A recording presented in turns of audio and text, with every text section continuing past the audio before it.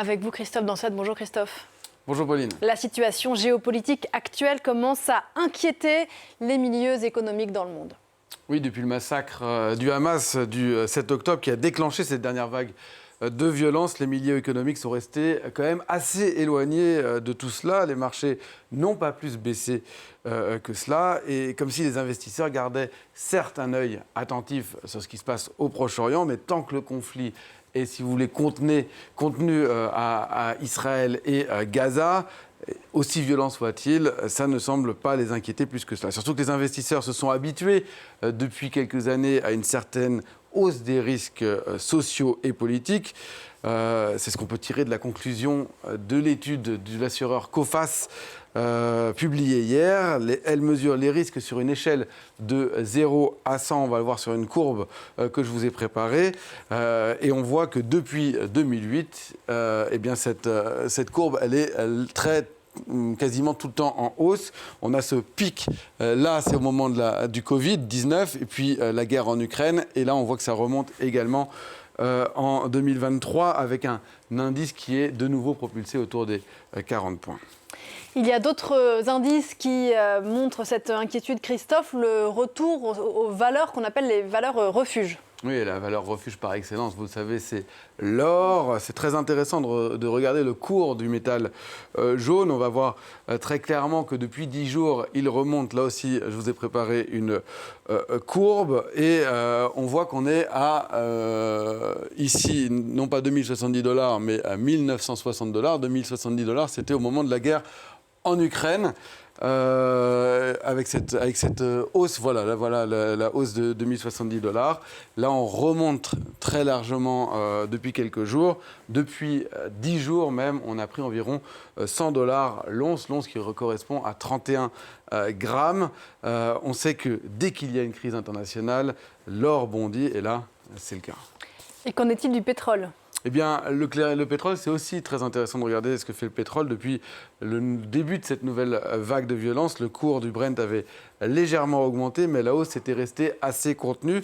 Le baril de Brent valait $87. Il y a un mois, on voit ici, avant le début de cette guerre, il était retombé à $85 et là, il évolue de nouveau autour des $90-91 le baril.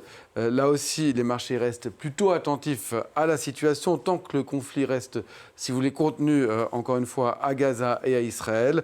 On n'assiste pour le moment pas à une panique parce qu'Israël n'est pas une région, une route stratégique en tant que telle pour le pétrole. C'est sans compter les déclarations des uns et des autres.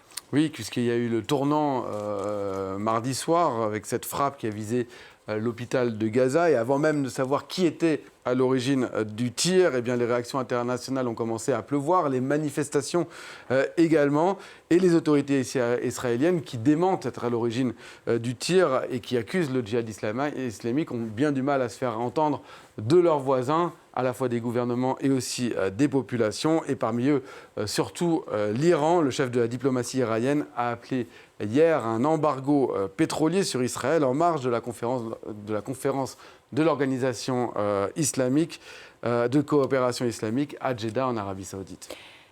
Et la perspective d'un embargo, ça nous ramène un demi-siècle en arrière.